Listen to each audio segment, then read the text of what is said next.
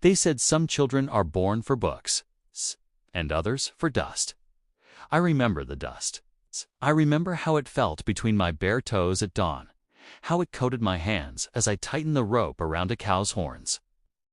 Dust was the first thing I saw in the morning and the last thing I tasted at night. It was my world. And in that world, a thin, string-bound exercise book was my only window to something else. My siblings were the lucky ones, the ones born for books. I remember the morning the shiny car came. It cut through our quiet village life, bringing with it my two wealthy uncles from the city. They stepped out in clean suits, smelling of a world I couldn't imagine. They hugged my brother and sister, their laughter echoing. "The city school is ready," one of them announced, his voice full of promise. "Best teachers, best future." They barely glanced at me. I was the other one. The one for dust. "This one," my other uncle said, with a wave of his hand. "Let him help his grandfather." Just like that, my path was decided for me. The car pulled away, kicking up a cloud of dust that swallowed it whole. I stood there, watching, a lump forming in my throat.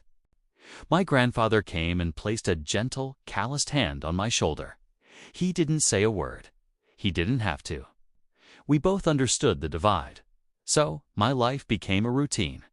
While my siblings were learning in bright, modern classrooms, I was herding cattle under a sun that showed no mercy.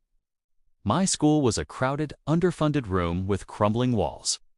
Our teacher tried his best, but the chalk would snap mid-sentence, and the few torn textbooks had to be shared among a dozen students.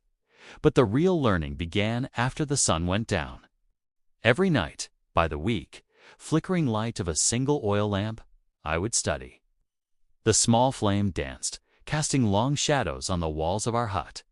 I could hear the other kids outside, their laughter fading as they went to sleep. My eyes would burn with exhaustion, the words on the page blurring together.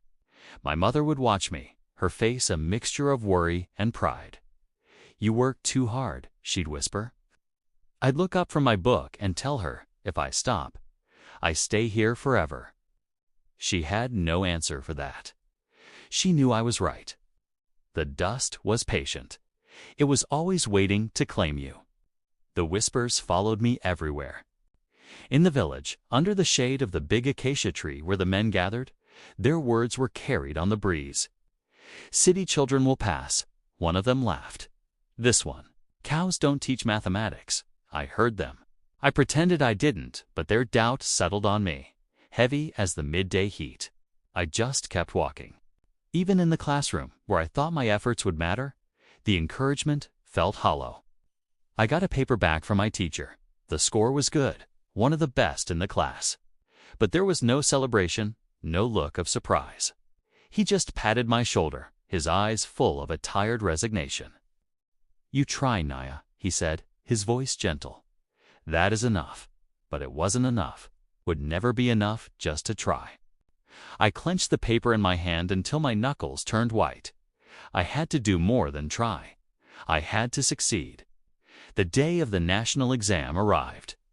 The exam center was in the nearest town, a big, intimidating government building made of concrete. It felt cold and foreign.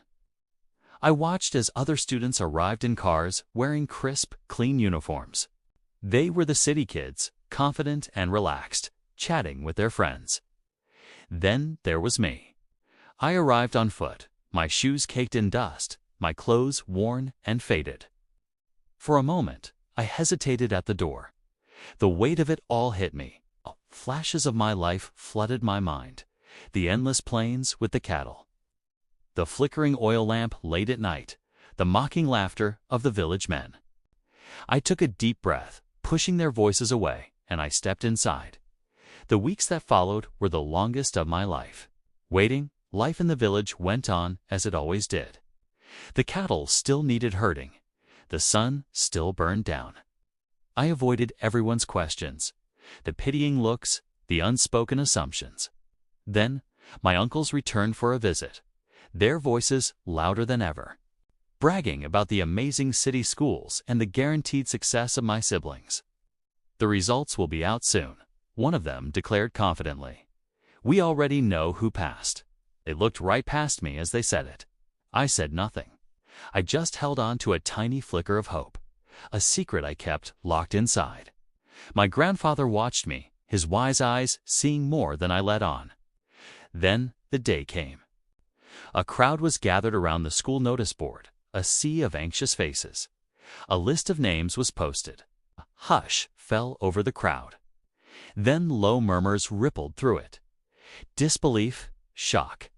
I saw a student trace a line down the paper with his finger, his friend leaning in. I heard him whisper my name. Naya, excellent grades.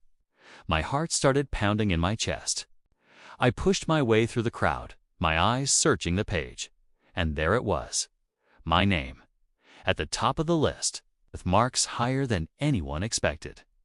For a second, I couldn't breathe. It was real. Back in the village, the news spread like wildfire. My uncles stood in our compound, reading the official newspaper printout of the results again and again. Their faces were a mask of disbelief. "That must be a mistake," one of them muttered, shaking his head. That's when my teacher stepped forward. He had walked all the way from the school. He stood tall, his voice clear and steady. "No," he said. "There is no mistake. He earned it." All eyes turned to me. I just stood there. I didn't feel proud or angry. I just felt steady, grounded. For the first time, I felt like I was standing on solid ground, not just dust. And then I saw my grandfather. He was smiling, a wide, beautiful smile, and tears were streaming down his weathered cheeks. My mother covered her mouth with her hands, her shoulders shaking with silent, overwhelming joy. In that moment, all the struggle, all the sleepless nights, they all made sense. The sun was setting, painting the sky in shades of orange and purple. I stood on the road leading out of the village, a proper school bag slung over my shoulder. It was the same road that the shiny car had taken, the one that had carried my siblings away to their promised future. But I wasn't watching a car disappear into the dust. I was walking toward the horizon, one steady step at a time. On my own terms, I was not chosen. One chose myself.